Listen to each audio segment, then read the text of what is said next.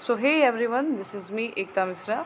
Today we are going to start our menstrual cycle, जिसे हम menstruation या फिर periods भी बोलते हैं. ठीक है, तो ये हमारे ह्यूमन एंड रिप्रोडक्शन का पार्ट 4 है जो कि है menstrual cycle. ठीक है, तो इस वीडियो में बेसिकली हम ये जानने की कोशिश करेंगे menstrual cycle या फिर menstruation, और जिसे हम पीरियड्स के नाम से भी जानते हैं. तो बेसिकली ये होता है क्या, इसमें क्या क्या प्रोसेसेस होते हैं, कौन से हार्मोन्स रिस्पॉन्सिबल होते हैं, ठीक है, इन्वॉल्व होते हैं. तो ये सारी चीज़ें हम बारीकी से पढ़ेंगे इस वीडियो में. ठीक है, और यहाँ से कई सारे क्वेश्चंस हमारे बोर्ड लेवल पे और नीट में भी पूछे जाते हैं, और भी किसी नर्सिंग एग्ज़ाम पे में भी पूछा जाता है. ठीक है, तो हम एक एक लाइन यहाँ पे पढ़ेंगे. ठीक है, बस आप समझने की कोशिश करिएगा, साथ दीजिएगा. तो आइए स्टार्ट करते हैं अपने इस टॉपिक को. Menstrual cycle. The reproductive cycle in the female primates, monkey, apps and human beings is called menstrual cycle. Menstrual cycle एक रिप्रोडक्टिव साइकिल है जो फीमेल प्राइमेट्स में होती है, जैसे कि क्या है, monkey, apps and human beings. ठीक है, अब देखिए जो मैमल्स होते हैं वो एक्चुअली दो टाइप्स के होते हैं. ठीक है, पहला होता है प्राइमेट, दूसरा होता है नॉन प्राइमेट. ठीक है, जो प्राइमेट होते हैं उनका दिमाग थोड़ा तेज चलता है, और जो नॉन प्राइमेट होते हैं उनका दिमाग थोड़ा कम चलता है. जैसे हो गया काऊ, हो गया डियर, हो गया डॉग, हो गया टाइगर, हो गया. ठीक है, नॉन प्राइमेट्स में भी रिप्रोडक्टिव साइकिल्स होते हैं, बट उसको हम बोलते हैं ओएस्ट्रस साइकिल. ठीक है, तो उसको हम इस साइकिल को क्या बोलते हैं, ओएस्ट्रस साइकिल. बस नाम बदल दिया गया है, बाकी कुछ बदला नहीं है. ठीक है, लेकिन अगर आप बोलेंगे तो इस ओएस्ट्रस साइकिल पे भी एक सेपरेट वीडियो डाल देंगे, बट बोर्ड के लिए ये बिल्कुल भी इम्पॉर्टेंट नहीं है. ठीक है, the first menstruation begin at puberty and is called menarche. अब देखिए, पहला मेंस्ट्रुएशन प्यूबर्टी की एज में होता है और इसे हम मिनार्क बोलते हैं. ठीक है, in human female menstruation is repeated at an average interval of about 28 and 29 days, and the cycle of events starting from one menstruation till the next one is called menstrual cycle. देखिए क्या होता है, humans female में menstruation 28 से 29 के बाद repeat होता है. मीन्स जैसे ये आपका क्या हो गया, फर्स्ट menstruation हुआ. ठीक है, उसके बाद से 28 से 29 डेज़ का क्या हो जाएगा, गैप होगा. उसके बाद से क्या होगा, सेकंड मेंस्ट्रुएशन होगा. ठीक है, तो ये आपका समझ लो 28 से 29 क्या हो गया, ओवरऑल एक मंथ. ठीक है, तो आपका जैसे ये फर्स्ट डे है, 1 तारीख है, यहाँ पे आपको मेंस्ट्रुएशन हुआ. उसके बाद 28 से 29 या फिर कभी कभी 30 दिन का भी ब्रेक हो जाता है. उसके बाद से आपको क्या होता है, दूसरे मंथ में आपको दूसरी बार मेंस्ट्रुएशन या फिर पीरियड्स आते हैं. ठीक है, तो ये रहा आपका मेंस्ट्रुएशन, मतलब menstrual cycle. One ovum is released, ovulation, during the middle of each menstrual cycle. ठीक है, अब देखिए क्या होता है, मेंस्ट्रुअल साइकिल के बीच में ओवल्यूशन होता है. ठीक है, ओवल्यूशन का मतलब ओवरी से एक ओवम निकलता है. ठीक है, तो हमने अभी जाना कि जो मेंस्ट्रुअल साइकिल का टाइम होता है वो एक्चुअली 28 डेज़ या 29 डेज़ होते हैं. ठीक है, और हमने अभी यहाँ पढ़ा कि इसके बीच में ओवल्यूशन होता है. तो ये ओवल्यूशन किस दिन को होगा, तो ये ओवल्यूशन बेसिकली 14 डेज़ पे होता है. ठीक है, 14 डेज़ पे. वो कैसे अभी हम आगे पढ़ेंगे, हमारी एनसीईआरटी में दिया गया है एक लाइन, तो वो हम अभी अच्छे से पढ़ेंगे. ठीक है, तो परेशान होने की ज़रूरत नहीं है इसमें. ठीक है, देखिए अभी क्या है ना कि अभी हम यहाँ पे अपना डायग्राम देख लेते हैं, जो कि बहुत इम्पॉर्टेंट है हमारे बोर्ड लेवल के लिए. और हमारे उसमें भी क्या कहते हैं, नीट में भी कई सारे क्वेश्चंस इस डायग्राम से पूछ लिए जाते हैं. डायग्राम आपको दे देगा, फिर आपसे पूछेगा सवाल, तो आपको ये बताना पड़ेगा भाई, नहीं तो 4 नंबर उड़ जाएंगे आपके. अब देखिए क्या होता है, यहाँ पे क्या है, पिट्यूटरी हार्मोन लेवल. ये आपका पिट्यूटरी हार्मोन लेवल है. ठीक है, पिट्यूटरी ग्लैंड में 2 हार्मोन्स निकलते हैं. ठीक है, पिट्यूटरी ग्लैंड से 2 हार्मोन्स निकलते हैं, जो कि है एफएसएच एंड एलएच. एफएसएच क्या होता है, follicle stimulating hormone, and LH क्या होता है, ल्यूटिनाइजिंग हार्मोन. ठीक है, मैंने पिछली वीडियो में आपको इसके अच्छे से बताया गया ये कहाँ से निकलता है, क्या वर्क करता है, तो आप हमारी पिछली वीडियो को भी देख सकते हैं। ठीक है, अब इन दोनों हार्मोन के फंक्शंस को हम आगे पढ़ेंगे एनसीईआरटी में। ठीक है, उसके बाद आता है हमारा ओवेरियन इवेंट। इसमें क्या होता है, ओवेरियन इवेंट मतलब कि ओवरीज में क्या क्या चेंज आते हैं। ठीक है, तो ओवरीज के अंदर फॉलिकल का डेवलपमेंट होता है। ठीक है, डेवलपिंग फॉलिकल। उसके बाद क्या होता है, देखिए प्राइमरी फॉलिकल होते हैं, फिर सेकेंडरी फॉलिकल होते हैं, फिर क्या होता है अपना ग्राफियन फॉलिकल बनता है। एंड ये जो ग्राफियन फॉलिकल है इसको हम गैमेटोजेनेसिस वाले पार्ट में अच्छे से पढ़ा चुके हैं। ठीक है, समझा चुके हैं।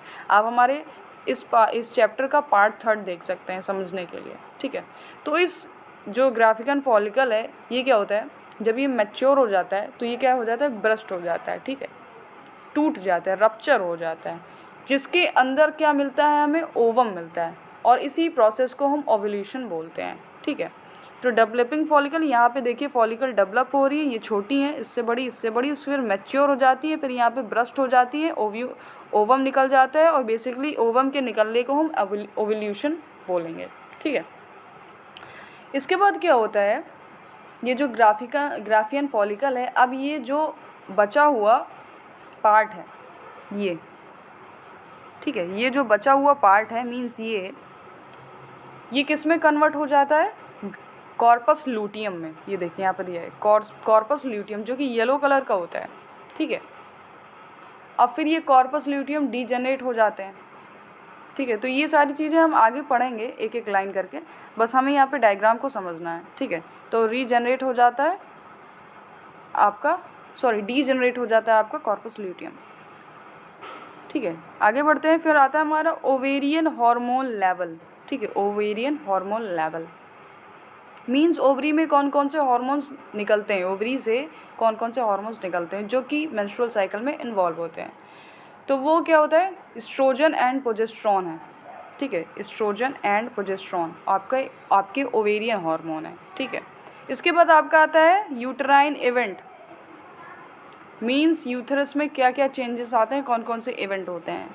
अब ये जो बना हुआ है यहाँ पे ना, ये आप जो देख रहे हैं ये आपका एंडोमेट्रियम है। कौन सी लेयर है, एंडोमेट्रियम है। ये यूथरस के अंदर की ये यूथरस की सबसे अंदर की लेयर होती है। ठीक है, अब इससे पहले क्या होता है, मेंस्ट्रुएशन मीन्स एंडोमेट्रियम की लेयर ब्रेक हो जाएगी और ब्लड के साथ वजाइना के थ्रू, मतलब ब्लड क्या होगा, वजाइना के थ्रू बाहर आ जाएगा। ठीक है, तो ये आपका मेंस्ट्रुएशन में हुआ। उसके बाद आता है फॉलिकल फेज़। फॉलिकल फेज़ में क्या होता है, फॉलिकल फेज़ इसलिए बोलते हैं क्योंकि यहाँ मैच्योर फॉलिकल का डेवलपमेंट हो रहा है। ठीक है, क्या हो रहा है, मैच्योर फॉलिकल का डेवलपमेंट हो रहा है। उसके बाद क्या आता है, ल्यूटियल फेज़। ठीक है, ल्यूटियल फेज़ इसलिए बोलते हैं क्योंकि यहाँ पे कॉर्पस ल्यूटियम का डेवलपमेंट हो रहा है, यहाँ पे कॉर्पस ल्यूटियम का डेवलपमेंट हो रहा है। ठीक है, उसके बाद से क्या होता है, नेक्स्ट साइकिल बिगन। ठीक है, उसके बाद से हमारी दूसरी साइकिल क्या होती है, 28 से 29 दिन के बाद दूसरी साइकिल हमारी बिगन हो जाती है, चल जाती है। ठीक है, तो ये बेसिकली क्या था, आपका डायग्राम था। आगे बढ़ते हैं। The major event of the menstrual cycle are shown in figure 3.9। ठीक है, तो फिगर 3.9 में हमने मेंस्ट्रुअल साइकिल के डिफरेंट इवेंट्स को देख लिया अभी। उसके बाद है the cycle start with the menstrual phase when menstrual flow occur and it last 3 से 5 डेज।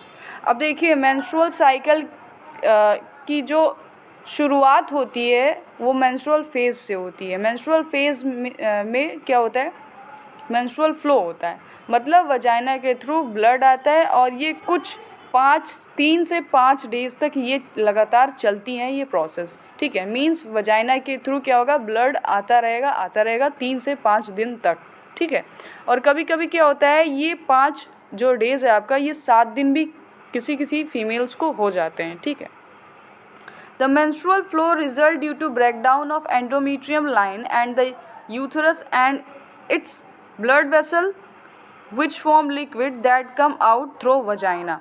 मेंस्ट्रुअल फ्लो में जो एंडोमेट्रियम की लाइन होती है वो ब्रेक हो जाती है, प्लस इसके साथ ब्लड वेसल्स भी ब्रेक हो जाते हैं जो कि वजाइना के थ्रू बाहर आती हैं। तो मेंस्ट्रुअल फ्लो क्या होता है, एंडोमेट्रियम प्लस ब्लड वेसल्स होते हैं। ठीक है, तो मेंस्ट्रुअल फ्लो में हम क्या कह सकते हैं, क्या होता है, एंडोमेट्रियम प्लस ब्लड वेसल्स का टूटना और वजाइना के थ्रू बाहर आना हम मेंस्ट्रुअल फ्लो कह सकते हैं उसको। फिर है menstruation only occurs if the released ovum is not fertilise. अब देखिए बोल रहा है कि मेंस्ट्रुएशन तभी होता है जब ओवम जो रिलीज़ कर दिया गया है वो फर्टिलाइज ना हो। तो अच्छी बात है ना भाई, जब फर्टिलाइजेशन हो जाएगा आपका एम्ब्रियो एम्बेडेड हो जाएगा एंडोमेट्रियम में, तो कहाँ से एंडोमेट्रियम की लाइन टूटेगी, कोई सवाल ही नहीं पैदा होता ना फिर। तो जब क्या होता है रिलीज ओवम का फर्टिलाइजेशन नहीं होता तभी आपका ये एंडोमेट्रियम टूटता है और तभी आपको पीरियड्स आते हैं, ठीक है। Lake of menstruation may be indicate of pregnancy. अब देखिए अगर आपका मेंस्ट्रुएशन मिस कर जाता है, किसी महीने में नहीं आता, तो ये क्या इंडिकेट करता है कि आप क्या हैं, प्रेग्नेंट हैं। बट ऐसा नहीं है, कभी कभी ऐसा नहीं होता है, ठीक है। However it may also be cause due to some other underlying cause like stress, poor health etcetera. But अगर क्या होता है मेंस्ट्रुएशन नहीं हुआ तो इसका कारण केवल प्रेगनेंसी ही नहीं है, ठीक है। इसका कुछ और भी रीज़न हो सकते हैं जैसे कि स्ट्रेस, पुअर हेल्थ, ठीक है, या फिर खून की कमी हो जाना, ठीक है। जब खून ही नहीं रहेगा तो आपके एंडोमेट्रियम की लाइन कैसे अच्छे से बनेगी और फिर कैसे ब्लड वेसल्स टूटेंगे, वजाइना के थ्रू बाहर कैसे आएंगे भाई। जब आपको पहले से एनीमिया जैसी बीमारी हो रखी होगी, खून ही नहीं होगा शरीर में आपके, तो फिर मेंस्ट्रुएशन नहीं होगा। तो इसको हम ये नहीं कह सकते ना भाई कि अगर आपका किसी भी मंथ में आपको पीरियड्स नहीं आए या फिर आपका मेंस्ट्रुअल साइकिल नहीं चला तो भाई आप प्रेग्नेंट हैं, नहीं, ऐसा कुछ नहीं है, ठीक है। जब तक आप कोई कार्यक्रम नहीं करेंगे तब तक आप प्रेग्नेंट नहीं हो सकते हैं, ठीक है। तो प्रेग्नेंट होने के लिए क्या करना पड़ता है, कार्यक्रम करना पड़ता है, ठीक है। तो ये हो गया थोड़ा सा हंसी मजाक। देखते हैं the menstrual phase is followed by the follicle phase, ठीक है। मेंस्ट्रुअल फेज के बाद कौन सा फेज आता है, फॉलिकुलर फेज आता है। अभी आपको डायग्राम के थ्रू मैंने बताया था, ठीक है। इसमें ग्राफियन फॉलिकल का डेवलपमेंट होता है, किसमें, फॉलिकुलर फेज में, ठीक है। मेंस्ट्रुअल फेज के बाद फॉलिकल फेज आता है, फॉलिकुलर फेज में क्या होता है, ग्राफियन फॉलिकल का डेवलपमेंट होता है, ठीक है।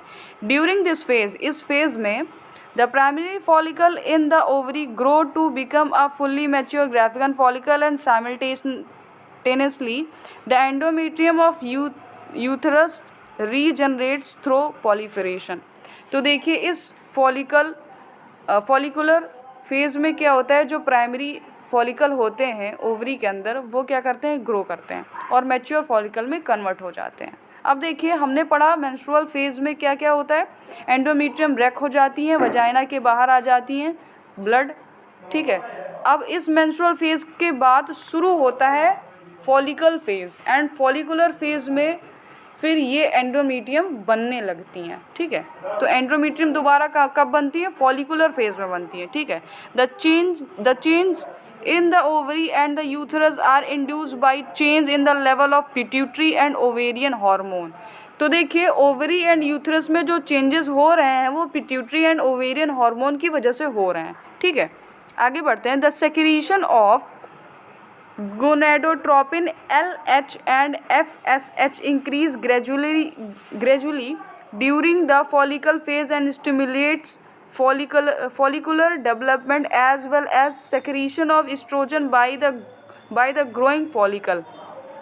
अब बेसिकली देखिए क्या होता है, फॉलिकल फेज में क्या होता है, जो GnRH है उसका सेक्रीशन बढ़ जाता है, मतलब फॉलिकुलर फेज में LH का लेवल भी और FSH का लेवल भी बढ़ जाता है, ठीक है।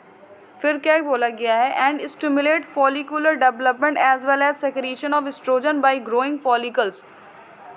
तो देखिए इस फॉलिकुलर फेज में फॉलिकल का डेवलपमेंट होता है और जो डेवलपिंग फॉलिकल हैं मींस जो ग्रोइंग फॉलिकल हैं इनमें ही एस्ट्रोजन का फॉर्मेशन होता है, ठीक है। जो ग्रोइंग फॉलिकल है इनसे ही एस्ट्रोजन का क्या होता है, फॉर्मेशन होता है। आगे बढ़ते हैं। Both LH and FSH attain a peak level in the middle of cycle about 14 days. तो अभी आपको बताया था कि मेंस्ट्रुअल साइकिल के मिडिल 14 डेज़ में LH एंड FSH का लेवल बहुत ज़्यादा बढ़ जाता है, जिसको हम क्या बोलते हैं, LH सर्ज बोलते हैं, ठीक है। अब क्या होता है, rapid secretion of LH leading to its maximum level during the middle cycle called LH surge induce rupture of Graafian follicle and thereby the release of ovum ovulation. ठीक है, जैसे ही ओवल्यूशन होता है उसके बाद देखिए, अभी मैंने आपको क्या बताया, 14 डेज़ तक 14 डेज़ में LH का लेवल बहुत ज़्यादा बढ़ जाता है, जिससे LH सर्ज बोलते हैं। ठीक है, जिसको हम क्या बोलते हैं, LH सर्ज बोलते हैं। तो इस वजह से जो LH सर्ज होता है वो ग्राफियन फॉलिकल को रप्चर कर देता है, इससे ग्राफियन फॉलिकल के अंदर जो ओवम होता है वो बाहर आ जाता है। ठीक है, और उसी को हम क्या बोलते हैं, ओवल्यूशन। द ओवल्यूशन, जिसको हम ओवलेटरी फेज बोलते हैं, is followed by the luteal phase during which the remaining part of Graafian follicle transform as corpus luteum. जैसे ही ओवल्यूशन होता है उसके बाद क्या होता है, ल्यूटियल फेज स्टार्ट हो जाता है। इस ल्यूटियल फेज में जो ग्राफियन फॉलिकल बचा हुआ होता है उसे हम कॉर्पस ल्यूटियम बोलते हैं। ठीक है, वो कॉर्पस ल्यूटियम में एक्चुअली कन्वर्ट हो जाता है। तो ग्राफियन फॉलिकल ब्रस्ट होता है, उसमें ओवम निकलता है और बचे हुए पार्ट को हम क्या बोलते हैं, कॉर्पस ल्यूटियम। ठीक है, अब आगे बढ़ते हैं। The corpus luteum secrete large amount of progesterone which is essential for the maintenance of endometrium. अब देखिए, जैसे ही कॉर्पस ल्यूटियम बनेगा तो उससे बहुत सारा प्रोजेस्ट्रॉन बनेगा और ये एंडोमेट्रियम की थिकनेस के लिए ज़रूरी है। क्यों? क्योंकि जो आपका एम्ब्रियो है वो एंडोमेट्रियम में ही जाके एम्बेडेड होगा। ठीक है, such an endometrium is necessary for implantation of fertilised ovum and other event of pregnancy. अब देखिए, जैसे ही तो देखिए प्रोजेस्टेरॉन की वजह से एंडोमेट्रियम थिक हो जाएगा। अब इस थिक एंडोमेट्रियम के ऊपर फर्टिलाइज्ड ओवम का इम्प्लांटेशन होगा। इसके बाद फर्टिलाइज्ड ओवम से जायगोट बनेगा, जायगोट के बाद एम्ब्रियो बनेगा। तो ये जो एम्ब्रियो है ये इसी एंडोमेट्रियम की लाइन के ऊपर ग्रो करेगा। ठीक है, तो बेसिकली एंडोमेट्रियम की लाइन क्यों बनती है और जब क्या होता है, फर्टिलाइजेशन नहीं होता तो एंडोमेट्रियम की लाइन क्यों टूटती है, ये आपको बखूबी से समझ में आ गया होगा। ठीक है, ऐसा हम आशा करते हैं। ठीक है, during the pregnancy all event of the menstrual cycle stop and there is no menstruation. Pregnancy के समय क्या होता है, मेंस्ट्रुअल साइकिल नहीं चलती है। ठीक है, क्यों नहीं चलती? क्योंकि भाई जिसको एम्बेडेड होना था, जिसको एंडोमेट्रियम की लाइन पे आना था वो तो आ गया, तो कहाँ से होगा? जब तक नहीं आता था तब तक क्या होता था, आपका एंडोमेट्रियम की लाइन टूट जाती थी। तो वो हमेशा यही आशा में रहता था हर महीने कि भाई फर्टिलाइजेशन होगा। ठीक है, और क्या होगा, एम्ब्रियो बनेगा, वो आके क्या होगा, एंडोमेट्रियम की लाइन पे क्या करेगा, एम्बेडेड होगा, लाइन होगा। रोज़ हर महीने ये आशा करता था, बट ऐसा नहीं होता था तो वो टूट जाता था। ठीक है, तो अब ऐसा हो गया है तो कोई भी एंडोमेट्रियम की लाइन नहीं टूटेगी, कोई भी मेंस्ट्रुएशन नहीं होगा, कोई भी पीरियड्स नहीं आएंगे। ठीक है, in the absence of fertilisation the corpus luteum degenerate. अब फर्टिलाइजेशन नहीं होता, ठीक है, तो क्या होगा, ये जो कॉर्पस ल्यूटियम है ये डीजेनरेट हो जाते हैं। ठीक है, जब फर्टिलाइजेशन नहीं होता तब ये कॉर्पस ल्यूटियम भी डीजेनरेट हो जाएंगे, और अगर फर्टिलाइजेशन होगा तो ये कॉर्पस ल्यूटियम क्या होता है, बना रहता है। क्योंकि ये क्या करता है, ये प्रोजेस्टेरॉन रिलीज़ करता है, यहाँ से प्रोजेस्टेरॉन निकलता है कॉर्पस ल्यूटियम के अंदर से। ठीक है, इसलिए this cause disintegration of endometrium leading to menstruation mark a new cycle। ठीक है, अब देखिए कॉर्पस ल्यूटियम से जो प्रोजेस्टेरॉन निकल रहा था और प्रोजेस्टेरॉन एंडोमेट्रियम की लाइन को क्या करता है, थिक कर रहा था। ठीक है, तो जैसे ही कॉर्पस ल्यूटियम डीजनरेट हो जाता है या डीजनरेट हुआ तो प्रोजेस्टेरॉन का लेवल भी कम हो जाएगा, और हम कहें तो प्रोजेस्टेरॉन का लेवल ख़त्म भी हो जाएगा। ठीक है, तो इस वजह से जो एंडोमेट्रियम की जो लाइन है वो ब्रेक हो जाती है। ठीक है, इससे मेंस्ट्रुएशन हो जाएगा और फिर नेक्स्ट साइकिल क्या होगी, स्टार्ट होगी। तो यहाँ पर लिखा है making a new cycle. In human beings menstrual cycle ceases about 50 years age। अब फीमेल में 50 ईयर के आसपास मेंस्ट्रुअल साइकिल बंद हो जाती है, जिसे हम क्या बोलते हैं, एक नाम देते हैं मीनोपॉज। ठीक है। Cyclic menstruation is an indicator of normal reproductive phase and extend between menarche and menopause. अब किसी फीमेल में हर महीने मेंस्ट्रुएशन हो रहा है तो मतलब वो नॉर्मल रिप्रोडक्टिव फेज में है, मतलब वो रिप्रोडक्टिवली हेल्दी है। ठीक है। तो मेंस्ट्रुएशन मीनार्क से शुरू होता है और मीनोपॉज पे क्या होता है, ख़त्म हो जाता है। सो यहाँ पे हमारा ये टॉपिक एंड हो जाता है। सो आई होप आप लोग को अच्छे से समझ में आया होगा। मैंने एनसीईआरटी की हर एक लाइन को अच्छे से समझाने की कोशिश की है, अपना पूरा प्रयास किया है। अगर अच्छा लगा हो वीडियो तो भाई लाइक, शेयर एंड सब्सक्राइब करना बिल्कुल भी ना भूलें। सॉरी, अच्छा बन नहीं रहा, एक मिनट। ठीक है। So thank you so much for watching my video. Like, share and subscribe बिल्कुल करें। उसके बाद से क्या करें ना, फ्रेंड्स को शेयर कर दिया करें ताकि वो लोग भी थोड़ा फ़ायदा उठा सकें, पढ़ सकें। ठीक है। So thank you so much, पढ़ते रहिए। धन्यवाद।